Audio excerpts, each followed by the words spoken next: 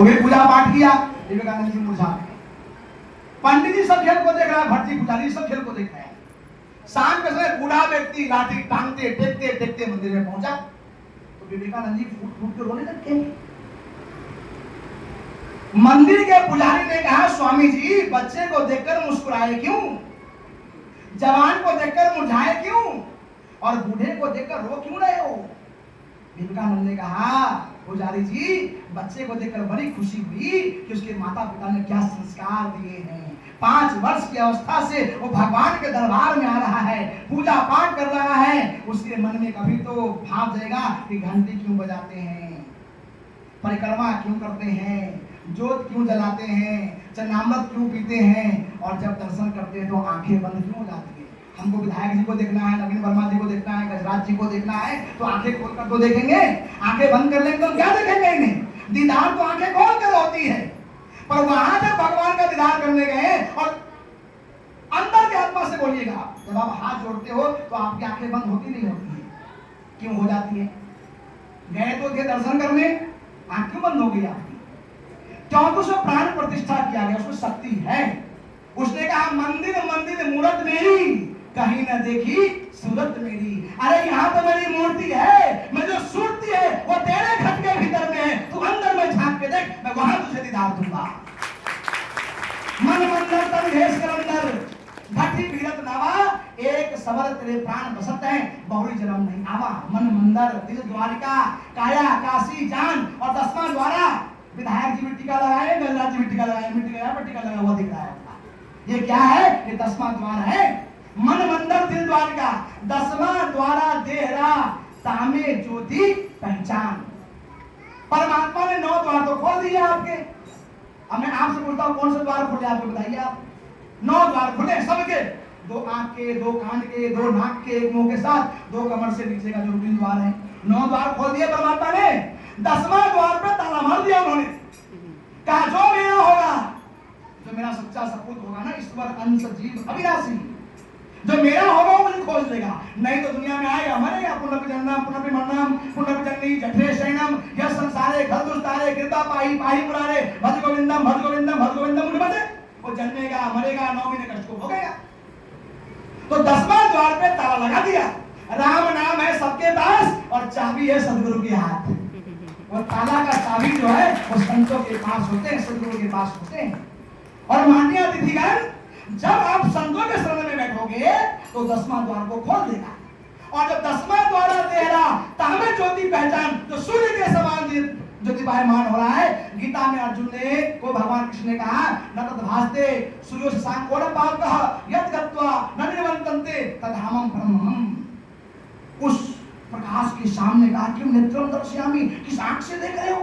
अर्जुन ने कहा, न अहम चक्षु नेत्र जायते, हे प्रभु मैं चमड़ी की आंखों से नहीं देख सकता उसे।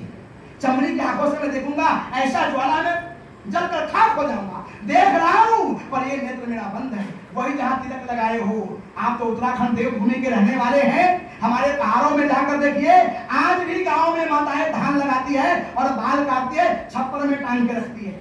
और जब कोई हमारे पहाड़ों की परंपराओं का फर्क होता है तो मंगल गीत गाते हुए ओखल में बाल को डालती है और मुसल से मंगल गीत गाते हुए फुटती है, और जो धान में से साबुत साबुत निकल जाए उसी को अक्षत कहते हैं, और वही अक्षत लगाया जाता है अपने मस्तक पे 10वां द्वार पे। अक्षत मतलब अमतलब नहीं और छत मतलब नाश, इसका नाश नहीं। आप तो पंडित जी कोई भी चावल लाएगा और अक्षत बना देगा। उसी प्रकार से इस शरीर का नष्ट हो जाएगा, संसार का नष्ट हो जाएगा, पर जहां गुरु बैठे हैं, जो आज्ञा चक्र है, अंतर जगत है, उसका नाश होता नहीं है। और आज आप सभी महानुभाव आए, हमारे विधायक जी आए, महापौर जी आए, नवीन वर्मा जी आए, सभी सम्मानित अतिथिगण आए, सभी प्रेम भक्तगण आए। मैं आज दिल्ली से आकर के यही आह्वान देना चाहता हूँ कि दुनिया में आए हो उस आज्ञा चक्र को जानो, उस ज्योति को जानो जिसका ज्ञान समय के सदगुरु कराते हैं। मास्टर अनेक हो सकते हैं पर प्रिंसिपल एक होते हैं। आज दुनिया में अध्यात्म का ज्ञान देने वाले, पूजा पाठ बताने वाले, धर्म कर्म के महत्व बताने वाले लाखों गुरु हैं, पर आज सदगुरुदेव सतपाल जी महाराज जी के दरबार में हम जैसे एक नहीं, हजारों साधु अपने माँ बाप को, घर को त्याग करके पोस्ट ग्रेजुएट करके अगर आए हैं तो चरणों में उसी ज्योति को देख करके आए हैं कि जो ज्योति ने अर्जुन को दिखाया था वही ज्योति आज हमको दिखाया है। इसलिए जब अर्जुन को दिया तो क्या देख रहे हो? अर्जुन ने क्या कहा? पक्के नीचे पाताल देख। कहा अर्जुन तो मुझे आंकना चाहता है। आज लोग सतपाल महाराज जी को केवल नेता के रूप में समझना चाहते हैं। नेता से ऊपर उठिए तब उन्हें जान पाओगे आप। नेता तक तो कुछ नहीं है।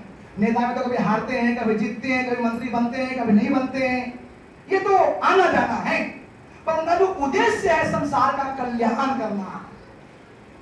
पग के नीचे पाताल देख। का देख मेरे पग के नीचे। जब पैर हटाया तो अर्जुन ने देखा पाताल है। बोले बाप रे बाप। का अंबर में कुंतल जाल देख।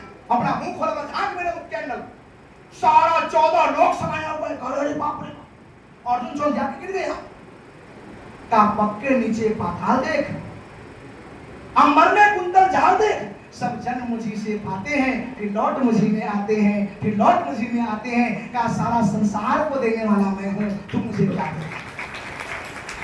आज उसी ज्ञान को देने के लिए सदगुरुदेव श्री सतपाल जी महाराज धराधाम पर आए हुए हैं। और सौभाग्य है आपके देवभूमि उत्तराखंड में अवतरण हुआ।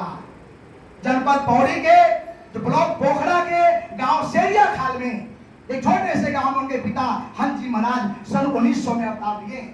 और हरिद्वार के जो कनखल खल में सन 1951 में सदगुरुदेव श्री सतपाल जी महाराज जी का धराधाम पर आवरण हुआ। और 2.5 वर्ष के उम्र से उन्होंने प्रवचन करने लगे हैं। नेता तो बाद में बने हैं, नेता तो 89 में बने हैं। 89 तो मतलब हम राजनीति हम ज्वाइन किया उन्होंने, पर उससे पहले 2.5 साल की अवस्था से उन्होंने धर्म का प्रचार किया। जब 2.5 साल की उम्र में दिल्ली के चांदनी चौक में उनके पिता ने एक यात्रा निकाला, बाल भगवान की शोभा